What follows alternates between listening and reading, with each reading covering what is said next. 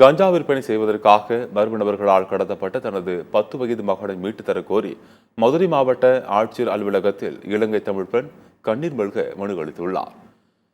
மதுரை மாவட்டம் மேலூர் அருகே தர்மசானப்பட்டி பகுதியைச் சேர்ந்த இலங்கை தமிழரான பிரியா என்பவர் கணவனை பிரிந்து தற்போது திருப்பூரில் வசித்து வருகிறார். கடந்த சில தினங்களுக்கு முன்பு இவரது மூத்த மகனை கஞ்சா விற்பனை செய்ய வலியுறுத்தி சிலர் மிரட்டி தாக்கிய நிலையில் சிறுவன் மருத்துவமனையில் சிகிச்சை பெற்றுள்ளார். இதனால் அச்சமடைந்த பிரியா பாதுகாப்பு கருதி மூத்த மகனை விடுதியில் தங்கி படிக்க வைத்துள்ளார். இந்நிலையில் மதுரையில் உள்ள உறவினர் கட்டுப்பாட்டில் இருந்த 10 வயது இளைய மகனை சிலர் கடத்தியதாக பிரியா தெரிவித்து வருகிறார்.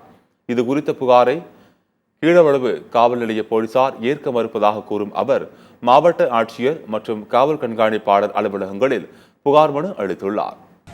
3 நாள் ஆகிவிட்டது. என் குழந்தை காணாமல் போய் இன்னைக்கு 7 மணிக்கு மிரட்டி இருக்கிறார்கள்.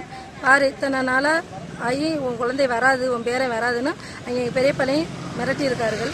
நானும் போன இடத்துல என்னையும் மிரட்டினார்கள். இங்கே வராத மலர் ஜோதி என்றதை நீ ஒத்துக்கொள், அட்ஜஸ்ட் பண்ணிக்க என்று என்னையும் மிரட்டுறார்கள்.